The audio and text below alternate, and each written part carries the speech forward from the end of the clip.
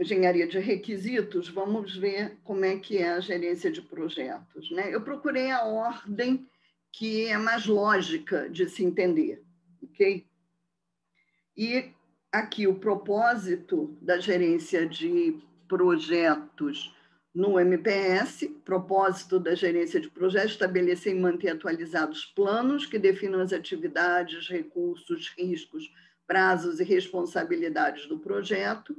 Também é propósito deste processo prover informações sobre o andamento do projeto, quer dizer, a monitoração do projeto, acompanhamento do projeto, que permitam a realização de correções quando houver desvios significativos no desempenho do projeto, incluindo análise de causa raiz. Então, nós vamos ver tudo isso hoje, né?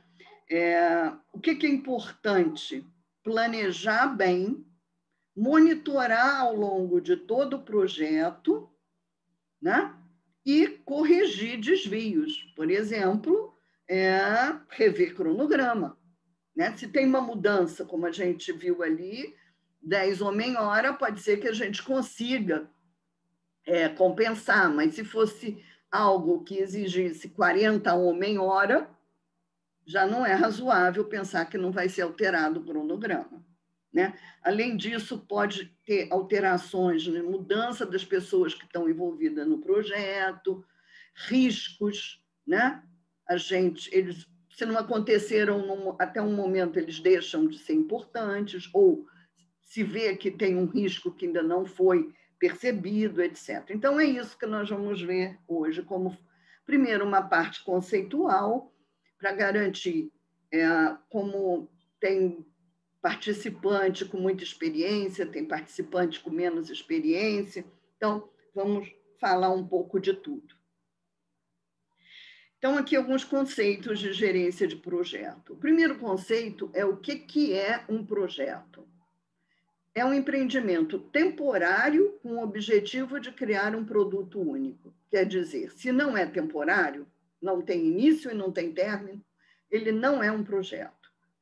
Vou dar um exemplo de algo de engenharia de software que não é um projeto, né? Você tem um contrato de sustentação de um produto que você, à medida que vão chegando requisições de manutenção, você vai executando. Isso tem um princípio, que é a hora que você fez um contrato, mas não tem fim. Então, para isso, o mais adequado não é o MPS de software, é o MPS de serviços, tá? Que está sendo também lançado uma nova versão agora em 2021, e é bem interessante, né? A primeira, eu não sei, alguns de vocês viram o MPS Talks, né? Que nós estamos fazendo toda semana. De qualquer maneira, vai ser divulgado para vocês também, né? Agora que se tem o e-mail de todo mundo. São eventos que nós estamos fazendo toda quarta-feira, a 13h, com um tema de atualidade, que pode interessar a equipe do MPS, pesquisadores também de engenharia de software, estudantes, pessoal de empresa que tem MPS, empresa que não tem MPS, né? Avaliadores, implementadores, todo mundo. Essa foi a ideia desse evento. É uma coisa curta, né? Ontem teve a primeira e alguns aqui eu sei que assistiram, né? Ontem foi sobre desenvolvimento remoto, né? As melhores práticas. Foi dado um exemplo de uma adaptação de Scrum para trabalho remoto, né? As pessoas gostaram muito, foi muito interessante. E vai ter sempre um evento desse, toda quarta-feira, às 13h, né? Vocês vão receber um link, se inscreve, depois o link vale por bastante reunião, tá? A próxima, eu vou dar a palestra e vai ser sobre processos de software, processos de serviço e qualidade do produto para startups, né? Então, startups serão especialmente tratadas e pode interessar elas. A seguinte vai ser novamente sobre trabalho remoto na pandemia, né? Vai ser pelo professor Kalinowski, da PUC. E a seguinte vai ser a coordenadora da ETM do MPS, Ana Zabel, e ela vai dar uma introdução ao modelo de serviços, com a nova versão. Então, é interessante assistir quem tem algum tipo de projeto que é sustentação, porque o modelo de serviços é mais adequado. Okay? Agora, quem tem manutenção, tipo projeto, com princípio, meio e fim, aí cabe aqui também, né? Estou dizendo isso para mostrar que pode ser diferente, né? Bom, e o que é a gerência de projetos? É aplicar conhecimento, habilidades, ferramentas e técnicas às atividades do projeto, né? Isso aqui é algo importante, né? Que envolve planejamento e controle, né? Então, como eu disse antes, você tem a opção de coisa que você vai planejar no início do projeto. E, ao longo de todo o projeto, você vai controlar como é que as coisas estão acontecendo, né? Normalmente, o que a gente pede para as empresas, né, numa avaliação? Que o gerente de projeto tenha uma formação específica, né? O que seria a melhor das opções? Que ele tivesse feito o curso, né? Um curso de gerência de projetos, ou um curso de especialização, ou a formação para fazer a prova do PMI. Ele pode ser PMO ou pode não ser, mas ele tem que ter a formação específica, né? Algumas vezes diz assim, eu aprendi com a prática. Aprender com a prática nunca é muito bom, né? É bom você ter um curso teórico e depois ter a prática, ter algum tipo de formação. Então, pelo menos, a formação no MPS em gerência de projetos, ok? O que a gente planeja? A gente planeja o futuro antes de agir, né? Então, claro que isso é previsão, né? Mas o que acontece? À medida que a empresa vai ficando mais madura, a previsão dela é mais perfeita, né? Quando ela é muito imatura, às vezes ela faz uns planejamentos, umas estimativas que não batem muito com a realidade, né? Ao longo do tempo, o que a gente vai pedindo à empresa? Que ela guarde o seu histórico, né? Então, ela pode fazer uma previsão, fazer uma estimativa e comparar com estimativas anteriores dela, com projetos semelhantes. Com isso, ela vai melhorando. A gente depois, no final já quase do curso, a gente vai ver a alta maturidade. Né? Na alta maturidade, eu vou mostrar um pouco para vocês a previsibilidade que a alta maturidade dá. Quer dizer, ela consegue estimar bem, porque ela tem dados históricos e trabalha em cima disso, né? Mas, por enquanto, o que seria importante? A empresa ter alguma técnica para estimar, eu vou mostrar algumas, e ela guardar seu histórico de projetos anteriores e, a partir das estimativas dela, ela ir vendo dados de projeto anteriores e começar a calibrar isso de alguma forma. Bom, a gente planeja para evitar o fracasso, né? Todo mundo que já trabalhou numa empresa que não planeja, né, sabe que o projeto atrasa. Não atrasa, ele não foi planejado, ele não pode atrasar, né? Os custos passam do que se imaginou, do que o dono da empresa imaginou. Por quê? Porque não houve um planejamento real, né? Eu tendo um planejamento e sabendo o que vai custar alguma coisa, eu tenho alternativas. Eu posso ver que, por exemplo, tudo aquilo que se quis fazer, aquele conjunto enorme de requisitos, não cabe naquele orçamento e não cabe naquele tempo. É como a gente faz uma obra em casa. Se for perguntar à pessoa, né, se o arquiteto chegar para alguém e perguntar o que ela quer um mundo. Aí ele diz, espera aí, mas com o dinheiro que você tem, com esse orçamento, não dá para eu fazer tudo isso. Vamos priorizar. O que é mais importante para você, né? Então, é mais ou menos isso que a gente faz, né? Ninguém faz nada sem algum tipo de planejamento, né? Não dá para entender porque, às vezes, se desenvolve software sem planejamento, né? Também, se eu não tenho planejamento, eu não posso saber onde eu estou, né? Eu não sei, não tem como acompanhar o andamento do projeto. E o planejamento me ajuda também, né, por ter dados históricos, a, de alguma forma, poder planejar melhor no próximo projeto. Então, isso é muito importante, mesmo para as empresas que não estão maduras, né? Mesmo uma empresa imatura, uma empresa pequena, que vai implementar pela primeira vez o MPS, que vai implementar o nível G, ela ter requisitos, controlar requisitos de alguma forma, ter um planejamento e monitorar o andamento, né, melhora muito o desenvolvimento dela, né? E repara, se uma empresa grande é muito ruim ter um prejuízo, uma empresa pequena ela pode acabar com o prejuízo, né? Ela não tem um projeto para compensar o outro. Bom, e quando planejar, né? Planejamento começa de uma forma macroscópica, né? No início do projeto, e depois isso é detalhado, revisto ao longo do projeto, né? Então, esse planejamento é revisto e detalhado ao longo do projeto. O que é que significa a monitoração? Então, eu planejo e monitoro.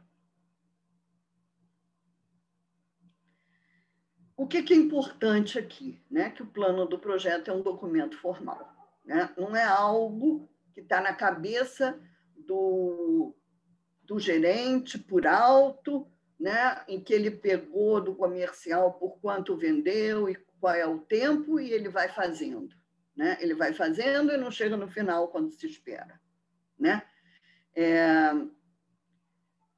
O que é uma boa prática, né? Pelo menos eu uso isso em planejamento, né? Eu trabalho com uma margem de segurança, né? Por exemplo, eu estava preparando o curso para vocês que ia começar na terça, eu comecei muito antes a preparação, no sábado estava pronto, né? Essa questão das dúvidas de vocês também, ontem de manhã eu fiz, né? Então, eu trabalho com uma margem de segurança. Se acontecer um imprevisto, um projeto tem que poder, de alguma forma, né, trabalhar aquilo, né? Não pode ser que ninguém possa ficar doente, que nada possa acontecer.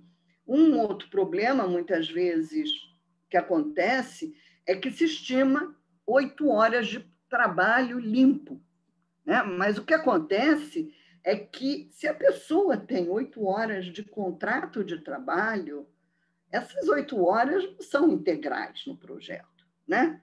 Por quê? Ela atende um telefone, tem reunião, não é verdade? Ela vai tomar um cafezinho, vai ao banheiro, bebe água, não é verdade? Né? Levanta para se esticar um pouco, né? Eu diria que se você fizer um cronograma e um planejamento pensando em 6 horas seguidas de trabalho, é o melhor que você faz, né? Vai dar certo. Se você colocar todo o planejamento contando 8 horas integral de trabalho, não é possível, né? Bom, além disso, né, todo o planejamento tem que ser um documento vivo, porque isso vai se alterando ao longo do projeto, né? Então, esse documento é um documento também que é versionado, né? Bom, e o que eu devo planejar? Primeiro, o escopo do projeto. O processo.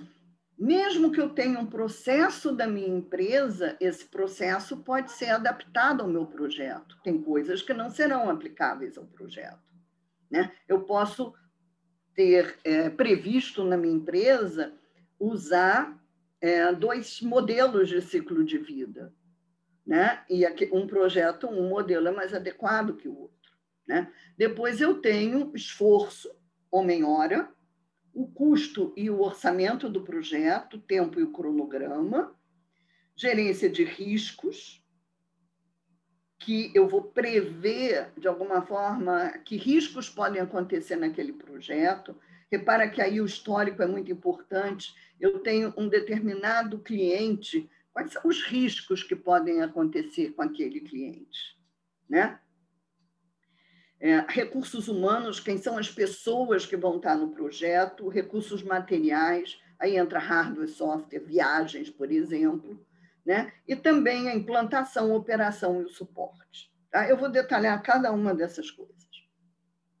Primeiro, o escopo. A gente viu em requisitos o escopo do produto. Agora eu tenho o escopo do projeto. O escopo do projeto é o escopo do trabalho que deve ser feito. Né? Escopo do projeto, então, é diferente do escopo do produto. Aqui eu estou referindo às atividades e às tarefas que devem ser realizadas. Tá? Então, a gente já viu, né, o escopo do produto por exemplo, história, caso de uso, documento de visão, uma narrativa livre, né? Define qual é o escopo do produto.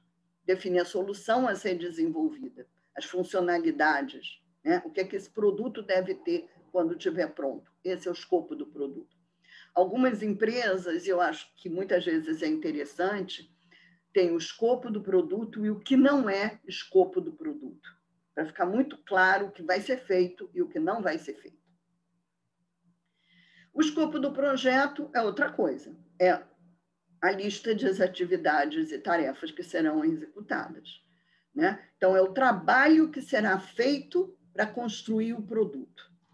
Isso pode ser feito através de uma lista de tarefas e atividades ou através de uma WBS, um Work Breakdown Structure. Tem empresas que fazem uma WBS, né? Não é necessário, pode dar trabalho demais, é difícil de manter. Como é que eu faço normalmente isso? No cronograma, repara, um cronograma, se ele for detalhado como ele tem que ser, ele tem toda a lista de tarefas e atividades, não é? Então, pelo cronograma, com todas as atividades e tarefas, eu atendo a essa necessidade de ter o escopo do projeto. De qualquer maneira, né, aqui eu tenho um exemplo de uma WBS, né, que tem aqui tudo que tem que ser feito. Né? A gerência do projeto, por exemplo, tem que fazer o plano do projeto, custo, cronograma e os responsáveis, né? E por aí vai. Né? Eu não uso isso, acho que não vale muito a pena, mas eu já vi empresa que gosta e tinha isso, inclusive, já pronto. Era o caso dessa aqui que eu peguei. Bom, vamos falar, então, de modelos de ciclo de vida. Bom, então fica que o escopo do projeto, a melhor forma é botar no cronograma, é a mais fácil. Os modelos de ciclo de vida, eu também tenho que identificar que modelo de ciclo de vida eu vou usar no projeto e até mesmo quais são os que eu permito o uso na minha organização. Né? Existem diferentes modelos de ciclo de vida, não existe algo que seja melhor sempre, e depende das características do produto, do projeto, da equipe e do grau de conhecimento sobre o problema.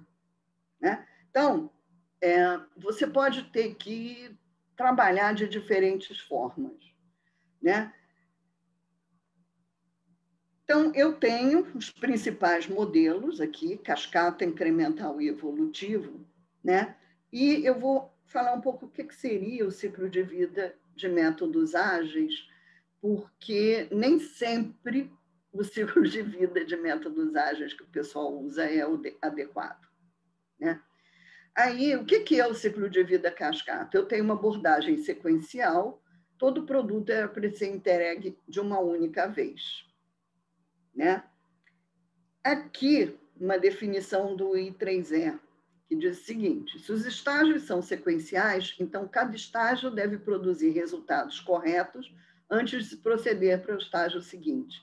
Na prática, isso é muito difícil, a não ser que os requisitos sejam bem conhecidos e as estimativas iniciais de custo sejam precisas. A utilização do modelo cascata tem o risco de provocar grande volume de retrabalho e, como consequência, se exceder o orçamento. Né? o que acontece, né? Para projeto grande, nem pensar de usar o ciclo de vida cascata. Mas, às vezes, a empresa tem uma coisa muito pequenininha, que é para ser feita em um mês, muito bem definido, com um tipo de produto que ela conhece, com um cliente conhecido. Olha, o melhor que ela faz é fazer isso sequencial. É muito pequeno, né? Se ela for fazer isso com sprint, iterativo, o que quer que seja, talvez ela leve mais tempo do que tentando fazer da forma sequencial. Então, depende do tipo de projeto, né? Então, dizer que a gente nunca vai desenvolver sequencial, eu diria que não é verdade. Às vezes a gente vai fazer e às vezes é uma boa opção.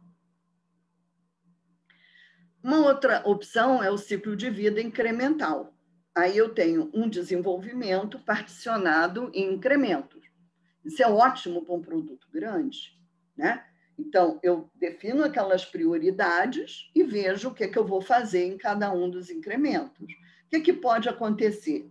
Pode acontecer que eu entregue alguma coisa ao final de um incremento, pode ser até que não entregue nada, mas me organiza a não precisar, né, fazer tudo ao mesmo tempo, como no sequencial, e poder ir mostrando ao cliente, ele ver o andamento daquilo de alguma forma, né? Então, aqui também do I3E, uma definição, ele diz: o modelo incremental inclui planejamento inicial, análise de requisitos inicial, definição inicial da arquitetura e validação inicial, mas aloca atividades de design, implementação e verificação. E algumas vezes, é que saiu errado, gente, desculpe, e algumas vezes entrega para uma série de estágios em que cada um deles fornece parte da funcionalidade. O que é muito importante aqui? É isso que diz aqui: tem planejamento inicial, análise de requisitos inicial, definição inicial da arquitetura e uma validação inicial.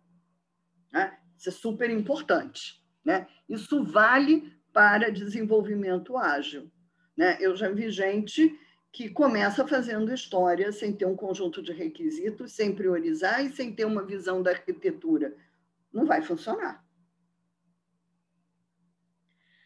O ciclo de vida evolutivo, né? Os requisitos são parcialmente definidos e depois são refinados. Então, aqui, né? Repara o que acontece. É interessante quando eu tenho um conhecimento incompleto dos requisitos. Aqui eu tenho um planejamento inicial, uma definição inicial da arquitetura, mas aloca análise de requisitos, design, construção, verificação e validação e entrega a uma série de estágios. Potenciais entregas que não atendem às necessidades dos usuários podem ser retrabalhadas em estágios posteriores da evolução. Repara que, normalmente, a gente usa isso onde? Com métodos ágeis. Não é? Eles normalmente trabalham com ciclo de vida evolutivo. Repara como que é completamente adequado. Eu tenho um conhecimento incompleto de requisitos, né? Tem início com planejamento inicial, uma definição inicial da arquitetura, mas a análise de requisitos vai para depois. Eu diria que você faz o que está aqui. Você faz um planejamento inicial, você faz um levantamento inicial de requisitos, né? E aí você continua aqui, uma definição inicial da arquitetura, e aí o que você faz? Análise de requisitos. O que é? As histórias. Você deixa as histórias para depois, né?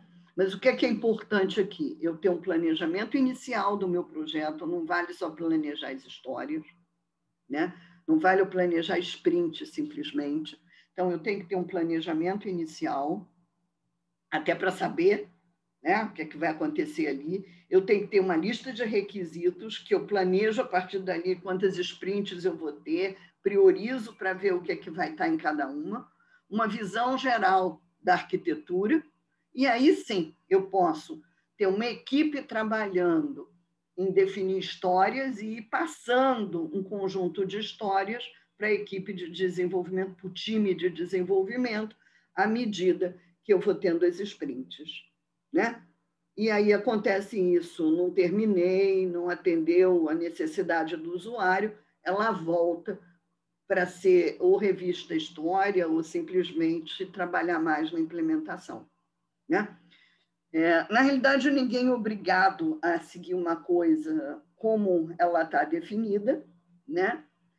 Teoricamente, e eu, pelo menos, eu gosto, quando é ágil, de ter uma definição inicial, um levantamento inicial de requisitos com o usuário, priorizar, alocar por sprints, fazer um planejamento, né, ali do todo, o que é que eu prevejo para o todo, arquitetura. Aí, depois disso, isso seria um estágio preliminar, depois disso eu teria um grupo trabalhando nas histórias em paralelo com outro grupo que vai recebendo histórias e vai implementando e podendo voltar, né? Eu gosto assim. Bom, vamos falar um pouquinho da gerência de risco. Riscos, o que são? São incertezas, né? Que podem ter um impacto negativo no projeto. Né? Por exemplo, um problema, um risco, o que seria? O cliente não está disponível para me dar requisitos, para o levantamento de requisitos. Na hora que eu preciso dele, fulano entra em férias e não tem ninguém. Ou me dão uma pessoa que não conhece tão bem a questão, né? Então, esse é um risco do projeto, né? Quando a gente conhece já um cliente, a gente percebe os riscos que normalmente acontecem com aquele cliente. Por exemplo, ele demorar muito em rever um artefato que está pronto, que desse artefato depende a continuidade do projeto. É um risco, né? Então, o que eu tenho que fazer? Eu tenho que gerenciar riscos. Gerenciar riscos envolve identificar risco, avaliar e analisar riscos, priorizar, definir como acompanhar e monitorar. Né? Por que é importante priorizar? Porque é caro esse negócio de acompanhar risco, monitorar, ter plano de mitigação, ter plano de contingência. Né? Então, eu vou fazer isso só para os mais importantes, os que têm maior probabilidade de acontecer e que o impacto, se acontecer, é maior. O que é um plano de mitigação? Plano de mitigação é o que eu vou fazer para, ao longo do tempo, ir mitigando aquele problema. Né? Quer dizer, mitigar a probabilidade dele acontecer, mitigar o impacto se aquilo acontecer. O plano de contingência, não. O plano de contingência é o que eu vou fazer, né, se o risco acontecer. Por exemplo, vamos supor uma cidade que tem muito problema de luz. E onde está o escritório da empresa, né, pode acontecer de ficar 24 horas sem luz. Qual é o plano de contingência quando isso acontece? As pessoas estão preparadas para trabalhar em casa? Né? Como é que é? Qual é o plano de contingência? Né? É isso. Bom, aqui a gente tem um exemplo do plano de riscos. Olha, eu tenho categorias de risco, riscos de pessoal, né, da equipe do projeto, risco de tecnologia, riscos com cronograma, com custo e outros. Por exemplo, risco com clientes. Né? E aqui eu vou descrever cada um dos riscos com relação ao pessoal. Por exemplo, um risco pessoas chaves do projeto saírem da empresa. É um risco. Qual é o impacto que isso teria do projeto? Né? Você vai preencher com o quê? Com alto, médio e baixo. Qual é a probabilidade de ocorrência? E qual é a prioridade de tratamento? Né?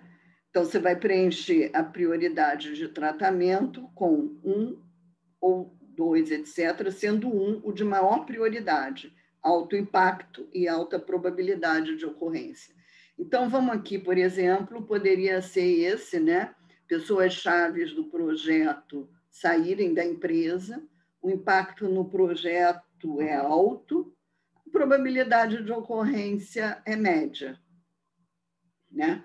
Então, com isso, eu poderia dizer aqui que a prioridade de tratamento é 2, porque eu não tenho uma alta probabilidade de ocorrência. Isso a gente sabe, né, por experiência com aquelas pessoas e tal, né?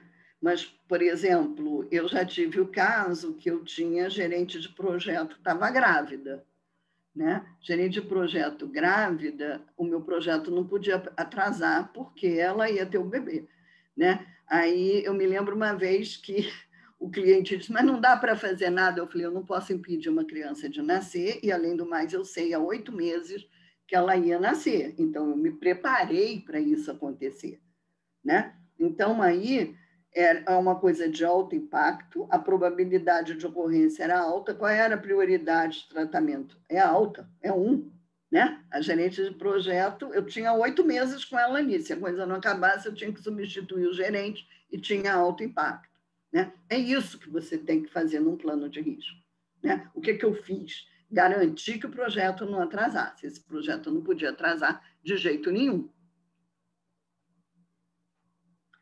Aí, o que eu faço? Riscos de maior prioridade, como que eu vou tratar a mitigação e qual vai ser a contingência, né? Por exemplo, para esse risco, que era ter que substituir gerente de projeto, como é que eu fui? Muito cuidado no cronograma do projeto, era a minha mitigação. A contingência seria 1 mês antes, se o projeto tivesse atrasado, ela já treinar uma outra pessoa para substituir, né? Com isso eu tinha mitigação e essa outra pessoa podia substituir. E o MPS fala de você gerenciar riscos e oportunidades. Claro que oportunidades não dá para a gente prever no início do projeto. Elas acontecem ao longo do projeto, mas elas são incertezas que podem ter um impacto positivo no projeto, né? Então, ao longo do projeto, eu posso identificar oportunidades, né? E essas oportunidades que eu fui encontrando ao longo do projeto, por exemplo, alguma coisa que me faz conseguir andar mais rápido no cronograma, alguma coisa que aumenta a produtividade, né? Então, eu vou avaliar, analisar essas oportunidades e vou procurar ter um planejamento para alavancar essas oportunidades. Eu percebi que alguma coisa é boa, então eu vou ver como é que eu posso utilizá-la para alavancar essa oportunidade, tornar ela efetiva no meu projeto. Eu tenho também planejamento de recursos humanos, né? Recursos humanos, recursos de hardware, de software e recursos financeiros. Vamos ver cada um. O recursos humanos, o que a gente tem que fazer? Eu tenho, primeira coisa, planejar o número de participantes na equipe do projeto. Mas não serve eu pegar, arrebanhar ali quem é que está sobrando, né? Não, eu tenho que escolher de acordo com o perfil da pessoa e a experiência necessária para aquele projeto, né?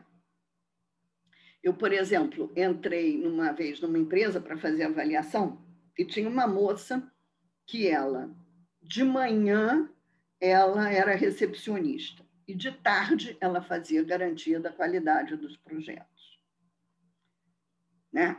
Ou ela não tinha o perfil de recepcionista ou ela não tinha de garantia da qualidade. As duas coisas são compatíveis. Ou ela era boa demais para ser recepcionista, ou ela era ruim demais para ser a pessoa de avaliação da qualidade, não é? Eu também vi uma outra empresa que colocou para fazer a garantia da qualidade uns meninos que estavam no primeiro semestre de faculdade. O que a garantia da qualidade tem que fazer? Ela tem que avaliar o trabalho do gerente do projeto, do analista, né?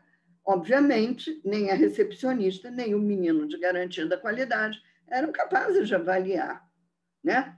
Não é por mal, eles não tinham experiência nem o conhecimento necessário.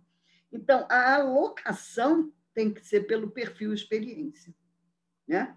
E a gente vai planejar o número de horas por pessoa. Aí entra aquela questão, né, de não imaginar que se ela tem um contrato de 8 horas, ela nem vai perder tempo bebendo um copo d'água, porque ela trabalha 8 horas. Né? Não é verdade.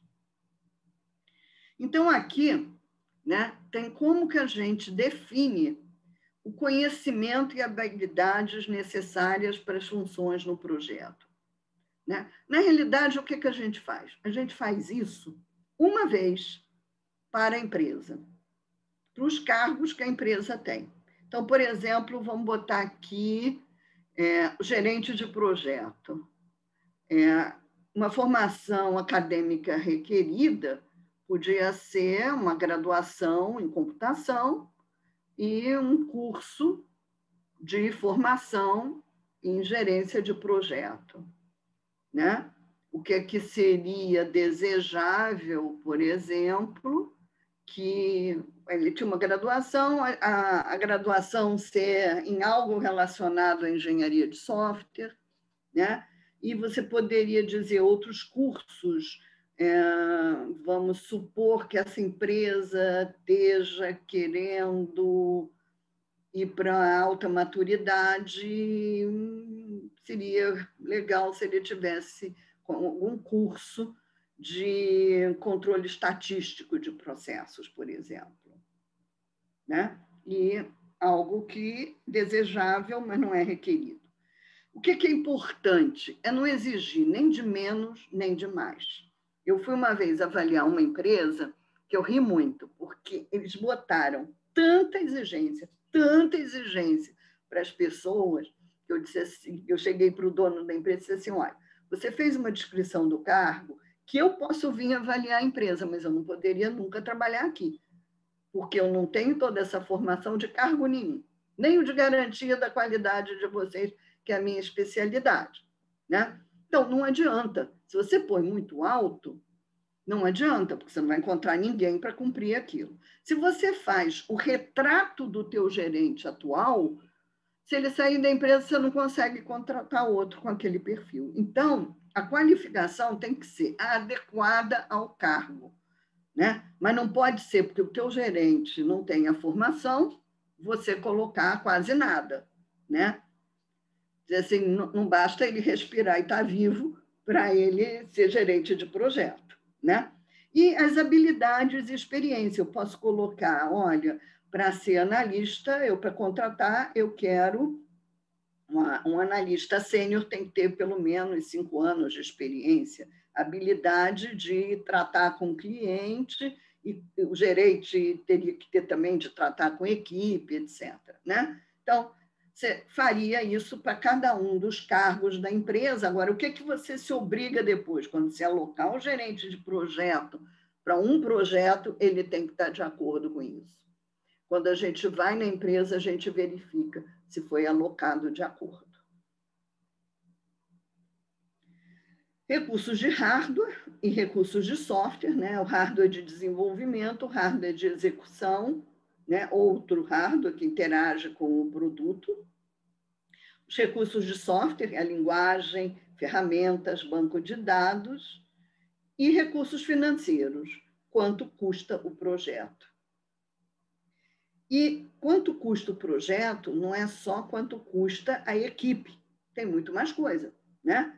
Eu tenho, além da hora de trabalho, eu tenho hardware, eu tenho software, eu tenho viagem, eu tenho porcentagem nos custos de aluguel da sala, né? Ou de condomínio, né? Luz, tem custo de internet, tudo isso tem que ser feito rateado entre os projetos. Né? Então, aqui um exemplo de uma estimativa de custo que eu acho interessante.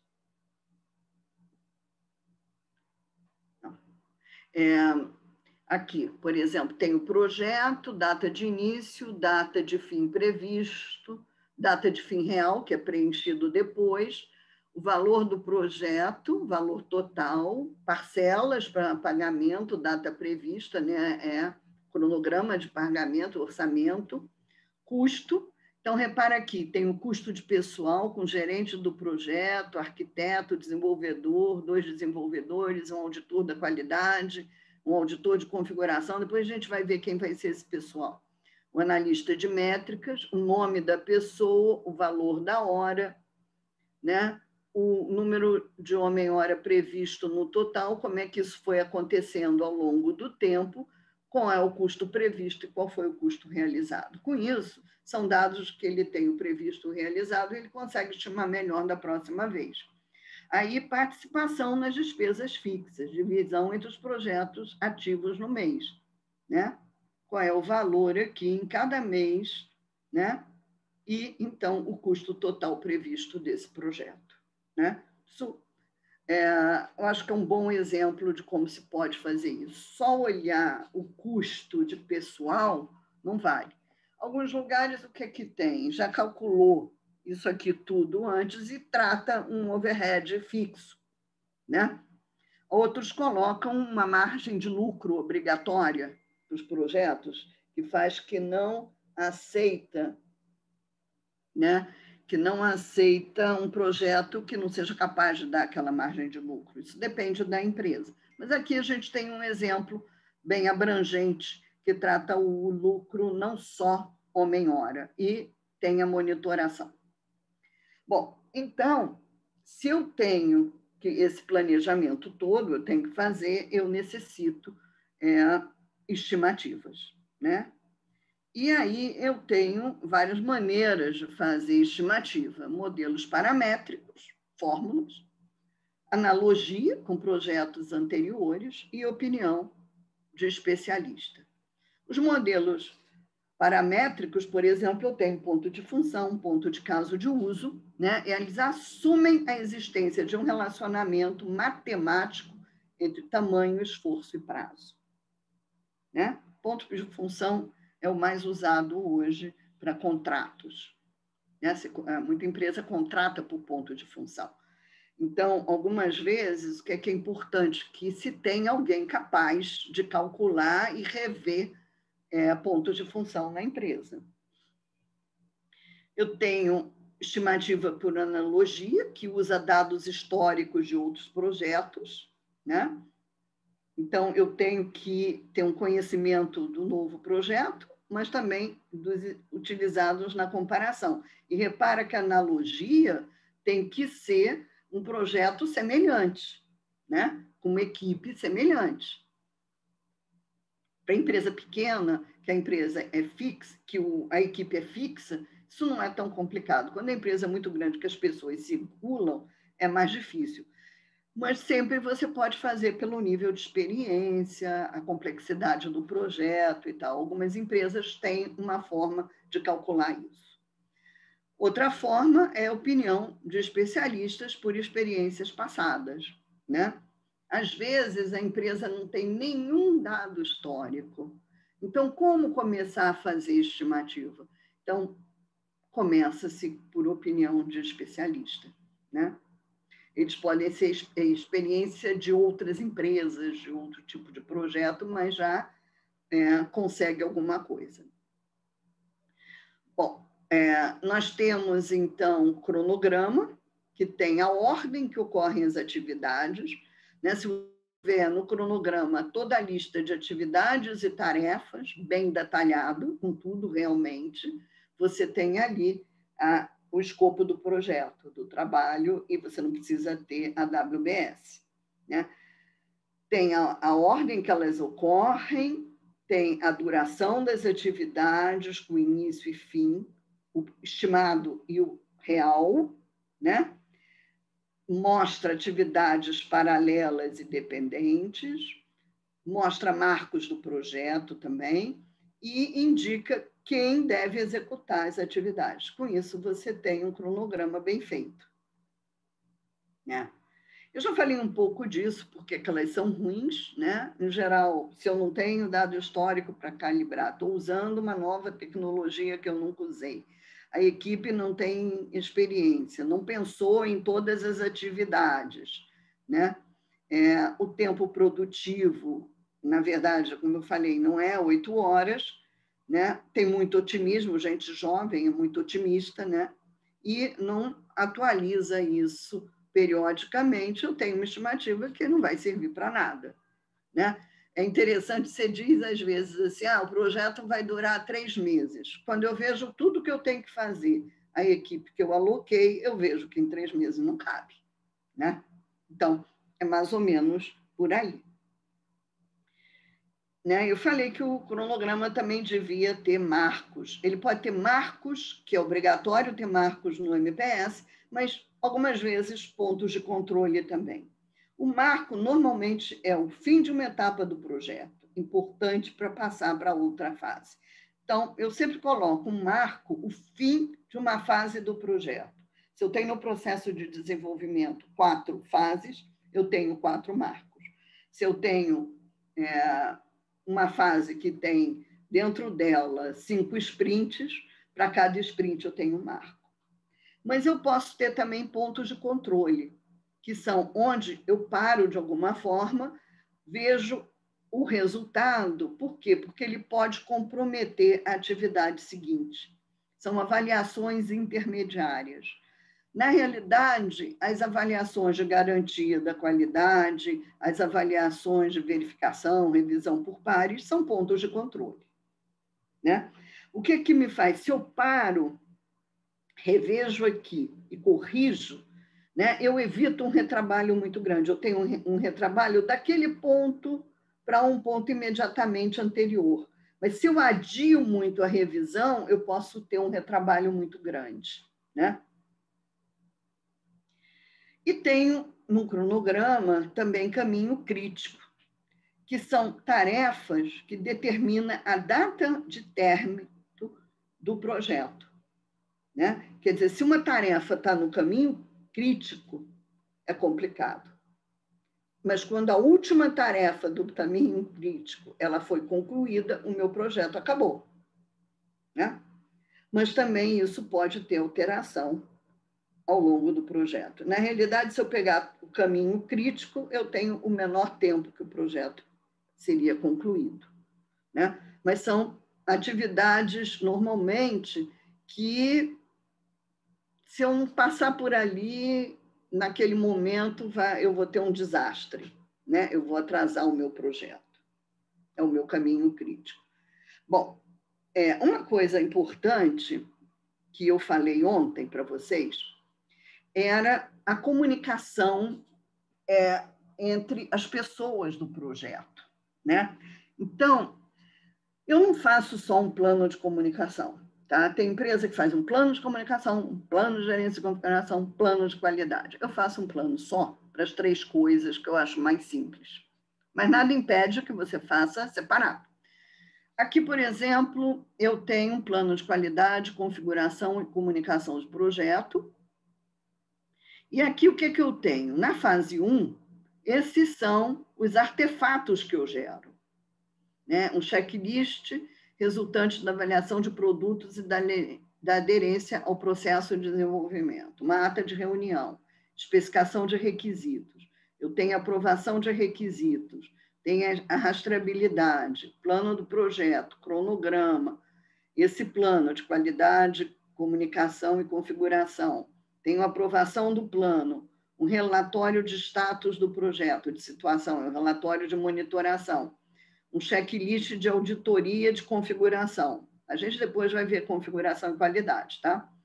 E uma planilha de medição, que a gente também depois vai ver. Mas aqui o que tem? Olhem só, aqui, a comunicação, né? Então, eu tenho esses papéis no projeto. Eu tenho a direção da empresa, eu tenho QA, tenho o gerente de configuração, gerente de projeto, desenvolvedor, equipe de teste, CL, é o cliente, e uma figura que chama QA do QA, é quem faz a avaliação do que o QA faz, controla o QA, né?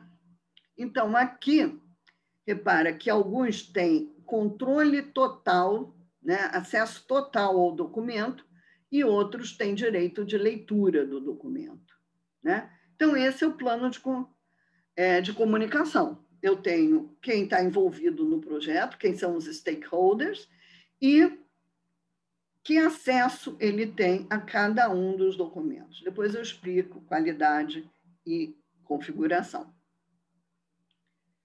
Então, aqui tem um roteiro, possível roteiro, né? Eu estou dando exemplo, tá, pessoal? Não é para vocês acharem que isso é a verdade absoluta, é porque quem nunca viu fica difícil imaginar o que você poderia ser, o quem nunca fez, né? Então, eu estou dando um exemplo, isso é para ser adaptado, tá? Então, aqui a gente tem o objetivo do documento, né? Na realidade, seria aquela coisa antes de versão do template, versão do documento. Eu botei aqui só o conteúdo mesmo. O nome é a sigla do projeto, aqui o cliente. Repara que eu estou identificando quem é fornecedor de requisito, quem é responsável pela aprovação de requisito e outras pessoas aí do cliente, né? Tem aqui a razão social, o nome do representante, telefone e e-mail. Eu coloquei aqui, pelo menos um tem que ser fornecedor de requisito e responsável também por aprovar. Aqui eu tenho o processo do projeto, né? Normalmente eu tenho o processo definido à parte, que serve para todos os projetos da empresa, e aqui eu digo qual é a adaptação que é feita. Depois eu vou mostrar isso em algum momento também, com o que é que pode ser adaptado. Aqui eu tenho os recursos humanos, né?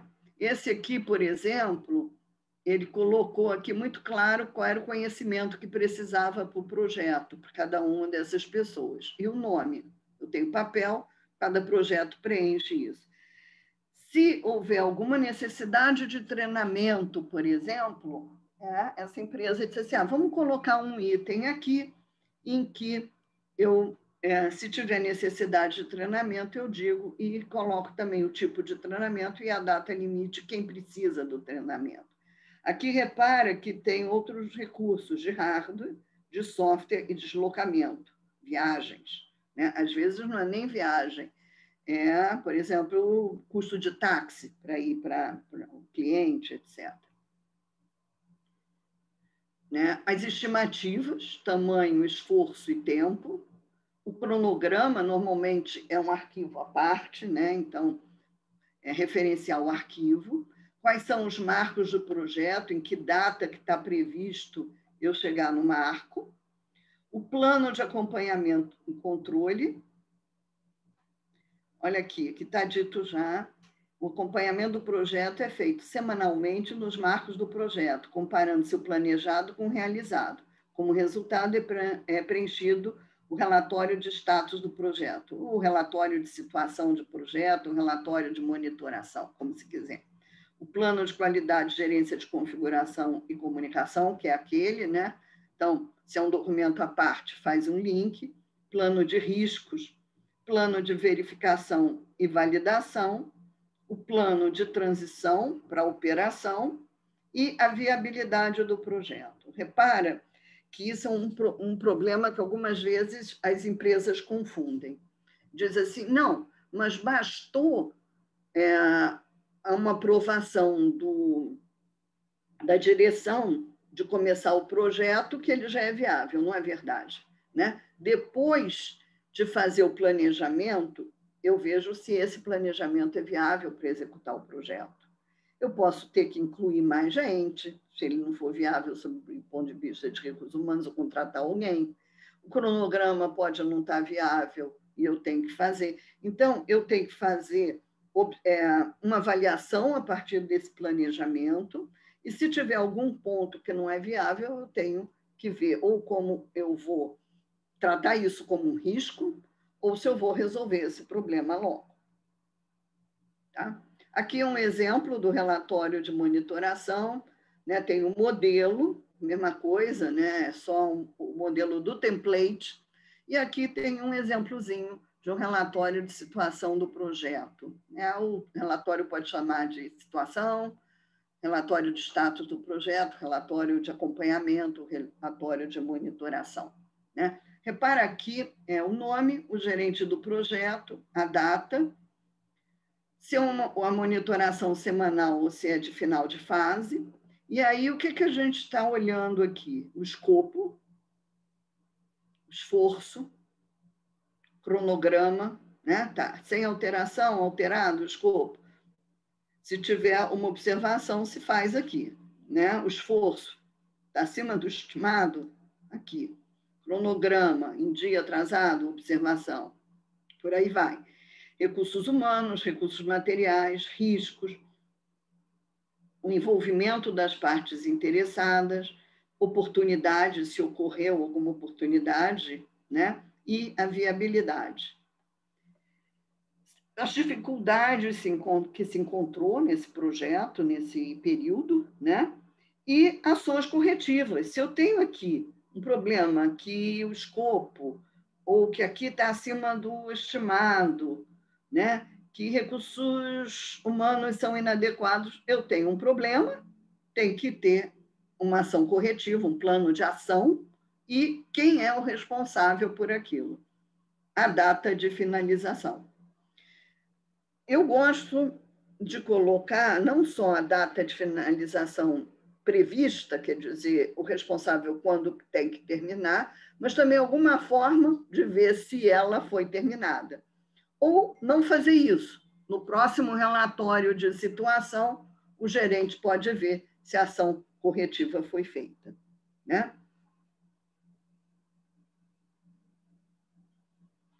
Bom, eu ia parar aqui, mas eu me confundi tanto vendo o chat que eu vou ver o chat no final, porque aí não tem problema, tá? Vamos fazer tudo, depois aí eu olho as dúvidas, lembrando que quem quiser pode me perguntar por e-mail também tranquilamente. Bom, aqui é gerência de projetos no MPS, né? O propósito é o que a gente tinha visto antes, é estabelecer e manter atualizados planos que definam as atividades, recursos, riscos, prazos, responsabilidades do projeto. Também é propósito prover informações sobre o andamento do projeto que permitam a realização de correções quando houver desvios significativos no desempenho do projeto, incluindo análise de causa-raiz. A única coisa que a gente ainda não viu teoricamente, né, o conceito, foi como fazer análise de causa-raiz, que eu deixei para mostrar no momento aqui, porque nem sempre todo mundo está acostumado a fazer. Bom, esse processo ele vai do G e no E, ele tem 18 resultados esperados, tá? No D, ele tem uma evolução, tá? Que é executada no D e no C. Repara que eu tenho resultados que evoluem e um resultado que é acrescentado, esse que se refere à análise de causa-raiz. No nível B, né, acrescenta mais 2 resultados e no nível A acrescenta mais 1 resultado, né? Nós vamos ver primeiro até o nível C e depois eu vejo toda em uma outra aula, mais lá no final, a gente vê a alta maturidade, que é o nível B e o nível A. Por quê? Porque são conceitos muito específicos. Bom, então, o que eu tenho na gerência de projeto? Eu tenho um planejamento, com isso eu gero um plano, ele é avaliado e aprovado, e, a partir daí, é monitorado.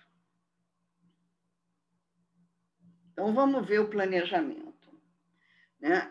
O planejamento, eu tenho uma definição do escopo, planejo o escopo, é mais ou menos o que a gente foi vendo já. Eu planejo o processo a ser utilizado no projeto, estimativa de dimensão de tarefas, produtos de trabalho, estimativa de esforço, duração e custo, elaboro o orçamento e o cronograma, planejo recursos humanos, planejo outros recursos e o ambiente de trabalho, como vai ser a transição para operação e suporte, o envolvimento das partes interessadas, está no plano de comunicação, riscos e oportunidades do projeto, a viabilidade, com esse conjunto eu tenho o plano do projeto. Aqui a gente tem no nível D, a partir do nível D, e isso muda um pouquinho, né? Então, vamos ver essas coisas com cuidado, né? Por exemplo, aqui a gente vê a evolução. 1 e 2 não altera, o 3 altera para o 3+, o 4 para o 4+, né? Por aí vai. Mas vamos olhar nível a nível, né? Do G até o E, como é que é executado. Então, são 18 resultados. Vamos começar pelo planejamento. Então, o que é que eu planejo? O escopo do trabalho. Então, o que a gente vai fazer para planejar o escopo do trabalho? Vamos rever os requisitos, os objetivos e determinar, então, o escopo do trabalho. Quais são as atividades e quais são as tarefas que eu preciso fazer.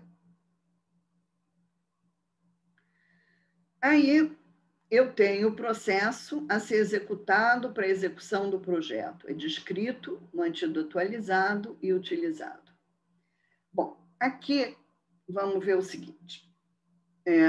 Não seria obrigatório ter um processo que valesse para todos os projetos da empresa. Quer dizer, ter um processo que já é organizacional. Só que não é prático cada gerente ter o seu processo de trabalho. É nada prático, né? Então, eu não vi nenhuma empresa que trabalhasse da forma de cada gerente poder ter o seu processo. Normalmente, a consultoria define com a empresa um processo que já é o processo organizacional, né? Mesmo que ele, no nível G e no nível F, ele seja mais simples, mas já tem tudo, né? Por quê? Porque não é trivial a cada projeto ou cada gerente definir seu processo, né? O que pode acontecer é que a empresa precise de mais de um processo, porque tem um cliente que não trabalha com ágil e tem um cliente que trabalha com ágil. Então, nesse caso, tem que ter 2 processos da organização, né? Mas aqui, o que você vai fazer nesse momento? Você vai particularizar para o seu projeto esse processo da organização, né? E no nível G e no nível F, a descrição do processo para o projeto deve conter pelo menos o ciclo de vida e a lista de tarefas que serão executadas. Pelo menos isso, tá? Depois vai ter que ter mais coisa, mas no nível G e no nível F, se eu tiver qual é o ciclo de vida e quais são as tarefas que eu tenho que executar, tudo bem.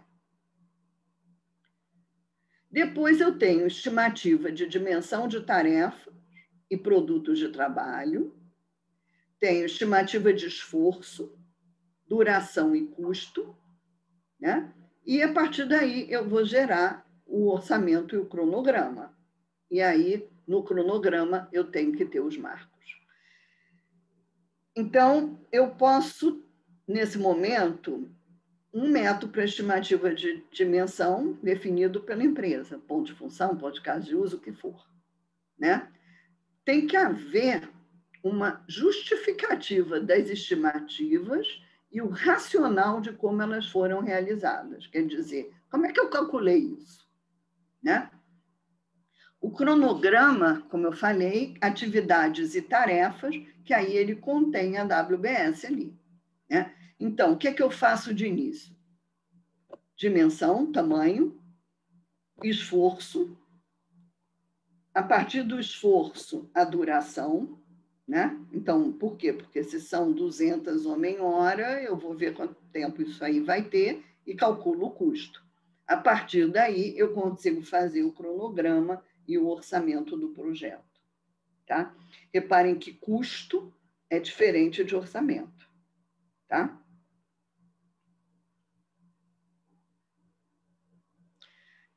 O custo, por exemplo, a gente pode entender como aquele custo total, mas aí o projeto tem o seu orçamento, ele não pode gastar o custo todo, porque uma parte daquele custo é para outro tipo de despesa que não seja homem-hora, que é o que e material, outros recursos que ele controla, né? Então, o orçamento do projeto é X.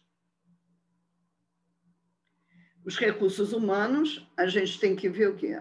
As habilidades e conhecimentos para as funções do projeto, e é preciso comprovar, numa avaliação, que os profissionais alocados ao projeto têm as habilidades e conhecimento necessário, né? A gente olha, numa avaliação, vê, olha, é o João, o João é o gerente do projeto. O que é que a empresa colocou lá na definição de cargo gerente do projeto? O João está habilitado, ele cumpre aquilo? É isso que a gente olha. O que acontece se não tiver na empresa pessoas que possam atender às necessidades do projeto? A gente pode contratar ou treinar, né? Aquele plano de projeto tinha possibilidade de treinamento.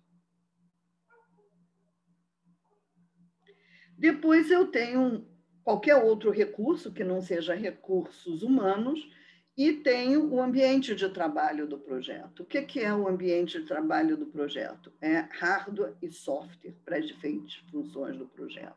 Quer dizer, o que a gente espera? Que a empresa coloque qual é o hardware e software que o gerente de projeto usa, o hardware e software que os analistas, o hardware e software dos desenvolvedores, né? Isso vai feito sem ser padronizado para a organização até o nível F. Quando eu chego no nível E, vocês vão ver depois, quando a gente falar de gerência de processo, que a gente define um ambiente de trabalho padrão da organização. Então, o padrão da organização é o gerente de projeto, o que é que ele usa de hardware e software? Pode ser mais do que o projeto usa, né? Então, no nível E, o que é que eu faço? Eu adapto isso.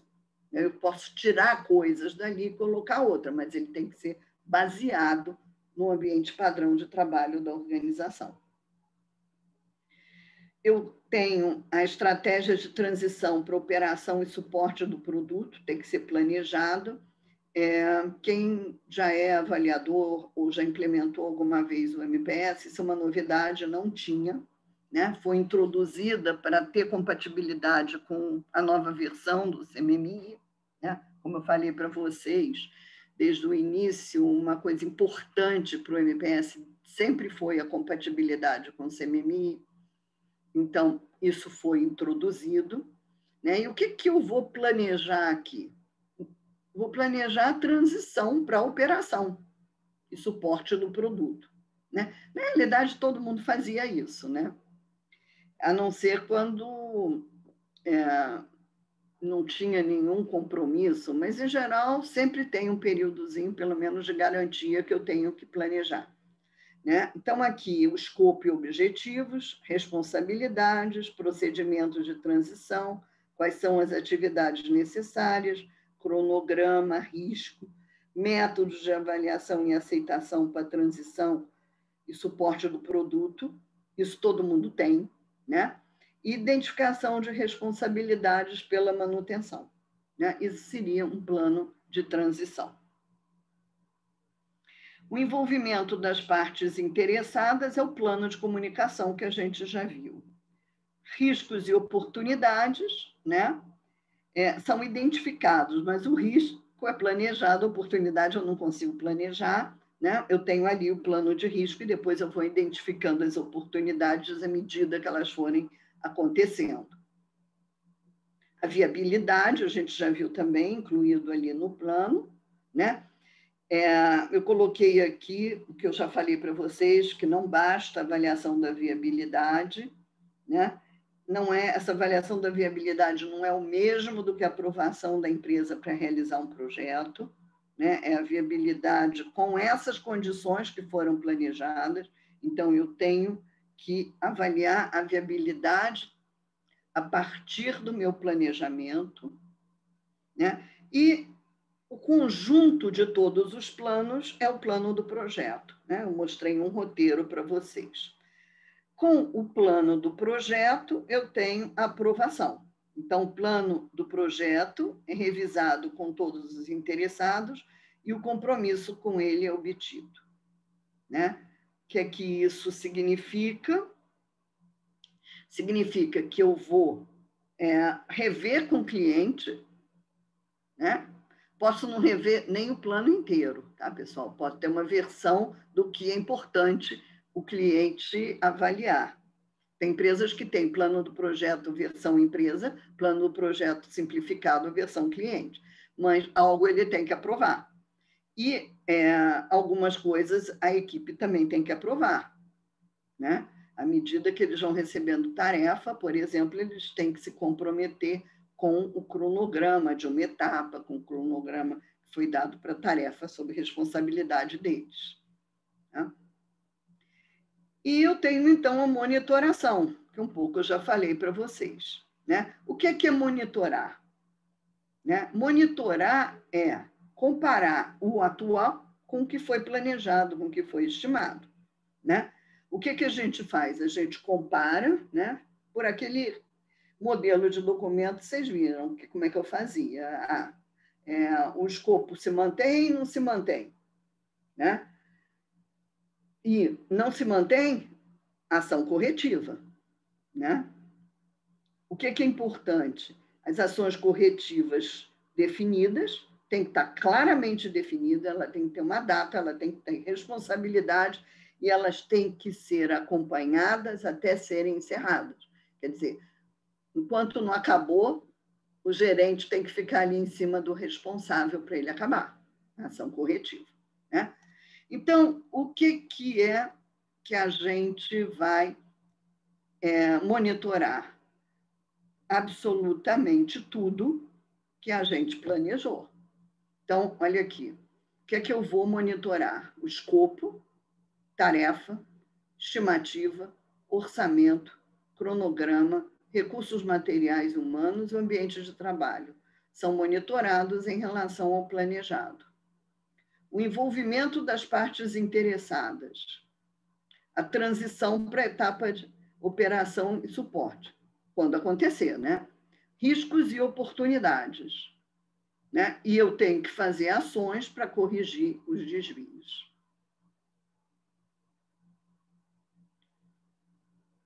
Ok? Então, aqui, né, a gente tem o que é que acontece no nível para o outro e o que é que eu teria que planejar. Bom, vamos falar então, né? Eu estava no nível E e eu evoluí agora para o nível D. Então, algumas coisas vão se tornar mais exigentes. Né? Então, vamos ver como é que é o nível D. Até o nível E não altera absolutamente nada, né? Aqui eu tenho apenas, né, o que eu falei para vocês, que no nível E, a empresa tem o processo padrão da organização e diretrizes para adaptação. E isso vai se refletir de alguma forma aqui. Né? Mas isso, vocês vão ver como que isso depende da capacidade, que eu vou explicar depois. É na capacidade que aparece mais essa exigência. O GPR3, né, ele evoluiu. Então, aqui, repara que no nível G, estimativas de dimensão e tarefas e produtos de trabalho são estabelecidas e mantidas atualizadas. Mas agora eu tenho que fazer isso com a utilização de métodos apropriados e documentados. A empresa pode ter o seu próprio método, tá? Mas ele tem que estar documentado, ok? Quer dizer, ele tem que estar documentado o próprio método, não só a estimativa. Né? Então, o método tem que ser descrito formalmente para que todos que utilizem possam entender e executar da mesma maneira. É muito comum uma empresa ter o seu próprio método de estimativa, né? Principalmente na alta maturidade, que ela pode combinar métodos, ter planilhas, etc. Aqui, também, a estimativa de esforço, né? Agora é utilizando métodos apropriados, baseados no repositório organizacional de medidas e no conjunto de ativos de processo organizacional. O que são os ativos de processo organizacional? São os processos da empresa, que não era obrigada até o nível E. Né? Então, agora, tudo tem que ser feito baseado nos ativos de processo da empresa, no repositório organizacional de medidas, dados históricos de projetos anteriores que têm que ser guardados, né? O que é um ativo, né? Um ativo de processo. Um ativo é qualquer coisa que tenha um valor para a empresa. A gente diz que um ativo de processo é a descrição do processo, os templates, né? São ativos de processo.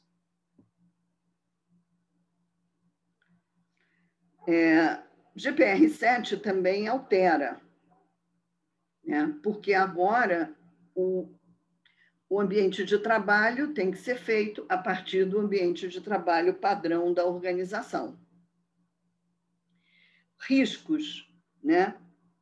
Agora tem que ter uma estratégia definida para a gerência de riscos e oportunidades.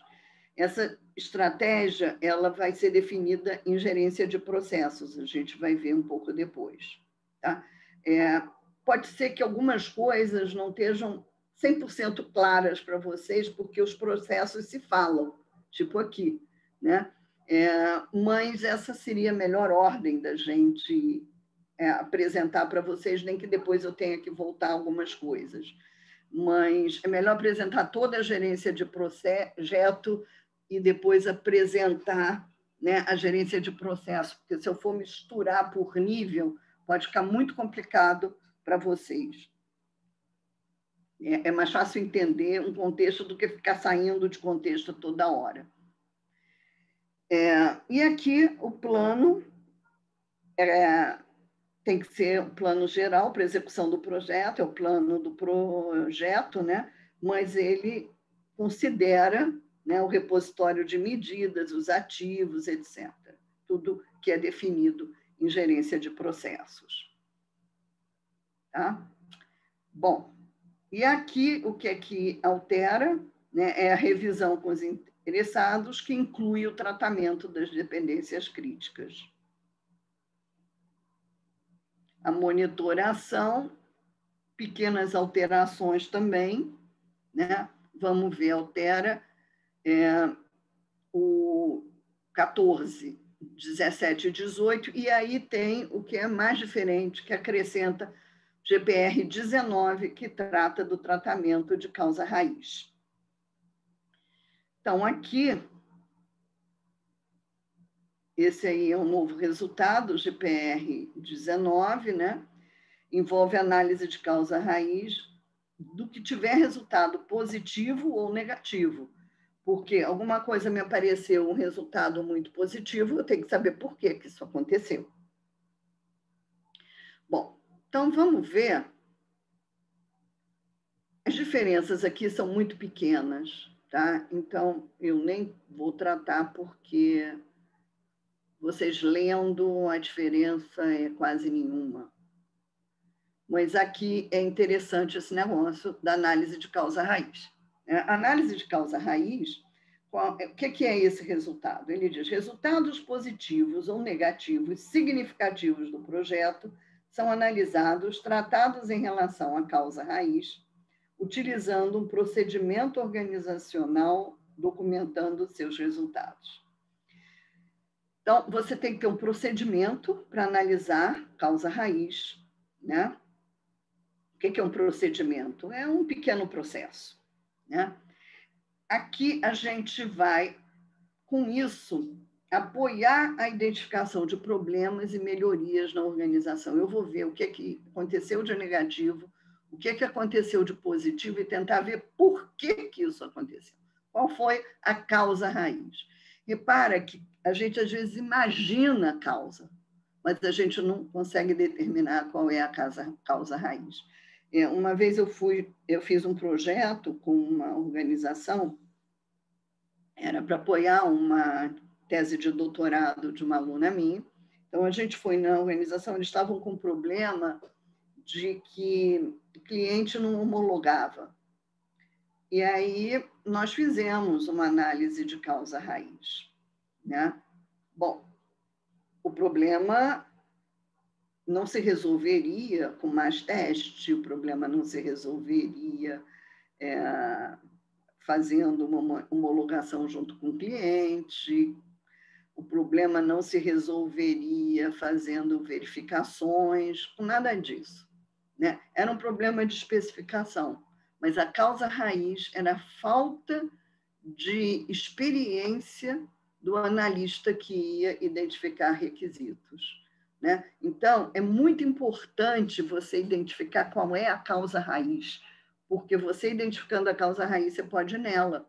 Repara, eu não ia resolver absolutamente nada fazendo mais teste, não ia resolver nada fazendo revisão por pares, né? Eu tinha que trocar a pessoa que estava lá com o cliente, fazendo a licitação de requisitos. Eu me lembro uma vez também que eu tinha um projeto com uma instituição médica e eu botei um médico com uma estagiária, né? Ela já estava no fim da graduação, mas para fazer a licitação de requisitos. No final, o fantasma ia me dizer se estava vivo ou morto, né? Porque a licitação deles era assim. Eles iam descobrir na próxima consulta que a pessoa tinha morrido. Eu digo assim, fantasma, vem aí, né? Então, a experiência ali, nesse momento meu, e no momento desse cliente, também era muito importante, né? Se não tem isso, não funciona. Bom, eu tenho que olhar tanto o resultado positivo ou negativo que esteja impactando no meu projeto. E eu preciso, por quê? Porque se ele é positivo, eu tenho que reforçar, é uma oportunidade. E se ele é negativo, é um problema que eu tenho que resolver, né? Então, o que é interessante?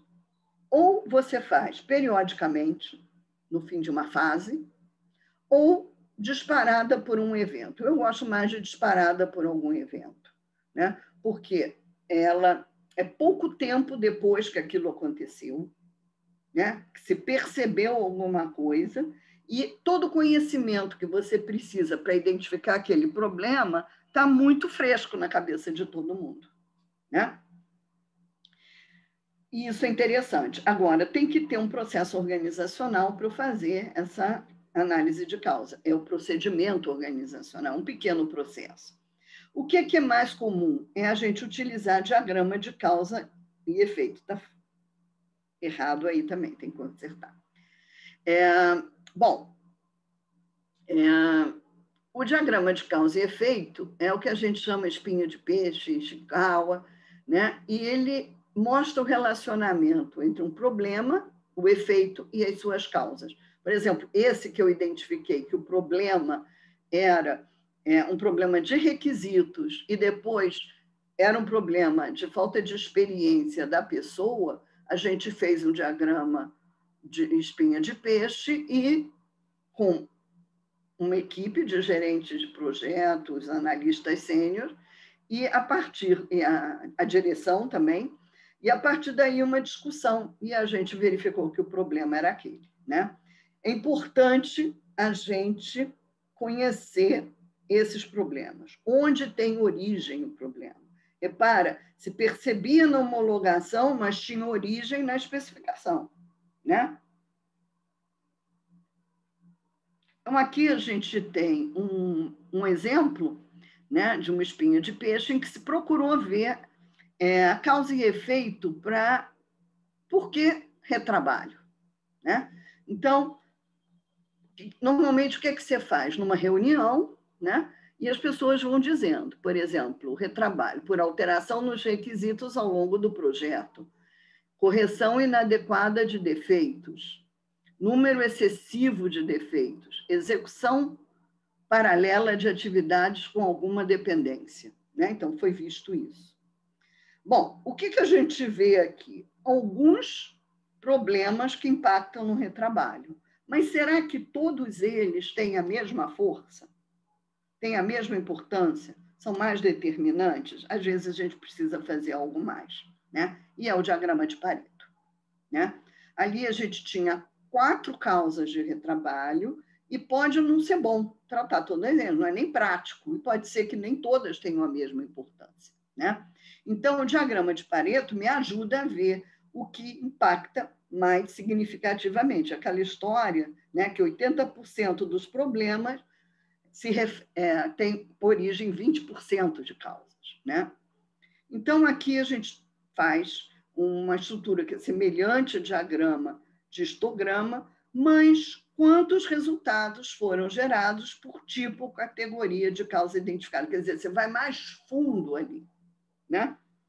Então, aqui, olha, a gente pode ver que alteração nos requisitos ao longo do projeto é o maior problema, né? Então, quando eu fiz essa identificação aqui, o que eu vou tratar? Eu vou tratar principalmente isso aqui, né? Porque das horas despendidas em retrabalho, 1.008 foram devidas à alteração nos requisitos ao longo do projeto. Então, é isso aqui que eu tenho que trabalhar. Repara que aquela matriz de rastreabilidade nossa, aquele controle de mudanças, tudo isso me permite, né, ver onde que está o maior problema e controlar para que isso não aconteça tanto, né? Tá? Bom, então por hoje acabamos também perto de meio-dia, mas eu vou olhar o chat agora, ver se tem questões que seja melhor. Vamos ver se eu acerto, né? Vamos ver por aqui. É aqui, né, que eu vejo o chat. Tem 13 pessoas que colocaram alguma coisa.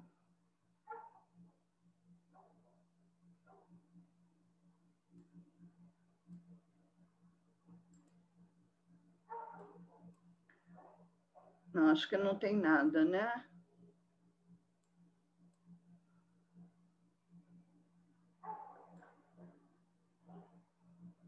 Tem aqui. Peraí.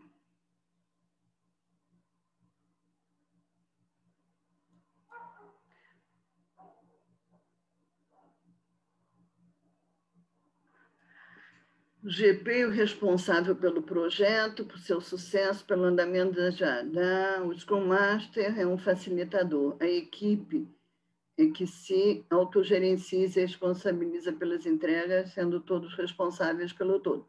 Tudo bem. E daí? Não entendi. Tem alguma questão? Na realidade, é verdade. Ele é responsável pelo projeto, pelo sucesso, né? Ele faz o planejamento em geral do projeto como um todo, né? Olha o andamento, etc. O Scrum Master pode receber do PO e apresentar, né? E tirar dúvidas também, né? A equipe se autogerencia, se responsabiliza pelas entregas, todos são responsáveis, tudo bem. Mas para todos serem responsáveis, quando eu apresento o plano, o cronograma de uma sprint, todos têm que se comprometer, né? Ela se autogerencia, tudo bem, mas alguém vai ter que ver se aquelas coisas estão sendo cumpridas. Então,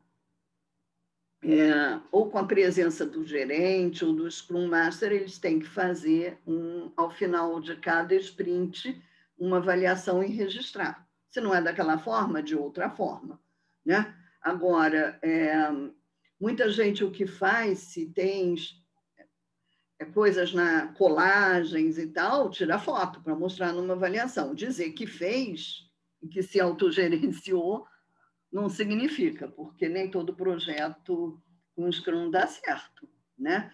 Então, você pode adaptar tudo isso, né? Mas tem algumas coisas que você precisa fazer. Eu diria que, se eu fosse gerente de um projeto, eu gostaria de estar ali nessa reunião, né? Essa autogerencia, alguns lugares não deixam nem apesar de usarem ágil, não são as pessoas que escolhem o que vão fazer, né? Ou o Scrum Master, ou o PO, ou mesmo o gerente do projeto. Então, depende de como a empresa trabalha. O que é importante é que ficar óbvio no final de cada etapa, no final de cada sprint, né? O que é que foi acontecendo. Até porque, né, quando você tem um cliente, você tem que prestar contas do que foi feito, né? E tem que prestar contas ao gerente, né? O se gerencia, Às vezes um auto se gerencia muito mal. Né? Eu já vi casos que eu digo assim, mas como é que esse cliente aguenta não ser entregue absolutamente nada numa sprint inteira? Né? Então, tem ali alguma coisa, às vezes, que tem que ver, nem sempre as pessoas têm toda experiência, etc. Né? Tem que tomar um pouquinho de cuidado com isso. Ai, sumiu aqui. Bom, já sumiu com tudo, eu já não sei mais o que eu faço aqui. Eu não sei se tem mais alguma pergunta. Tiago, você consegue abrir para eles, para quem quiser perguntar alguma coisa? Oi, Ana, tá me ouvindo? Consegue me ouvir? Eu consigo. Tá, Eu já estou ótimo. aqui toda atrapalhada de novo, né, Tiago? Tá, eu vou pedir para que as pessoas que queiram falar, falem aqui no Isso. chat para eu poder liberar eles para poder eles Eu fazerem não a estou pergunta pelo conseguindo microfone. sair daqui da minha apresentação. Aí quem tiver pergunta pode falar no chat que quer falar, que eu libero aqui o áudio.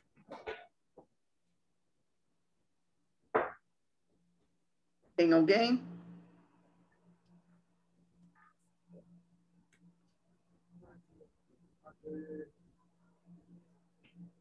Aparentemente não, né? Ninguém respondeu. Então, olha só, pessoal, quem tiver dúvida, me manda, por favor, por e-mail, que eu respondo e faço que nem eu fiz hoje, né? Faço uns slides e com esses slides eu posso passar para todo mundo. Sempre teve um modelo ali de exemplo, que mesmo quem não teve a dúvida, depois tem interesse. E eu vou mandar também junto hoje para vocês uma lista de exercícios, e eu queria que vocês pensassem no exercício 1. É super simples, é o mais simples, é o único simples, tá? Mas eu queria já que vocês pensassem um pouquinho nele, o exercício 1, e são 5 ou 6 e a gente vai vendo ao longo, e esse é o único que é simples, tá? Os outros já começam a pegar mais de um processo ou algo que não é tão trivial, tá bom? E eu, então, começo na próxima mostrando a correção dele e as dúvidas que vocês tiverem, ok? Então, super obrigada.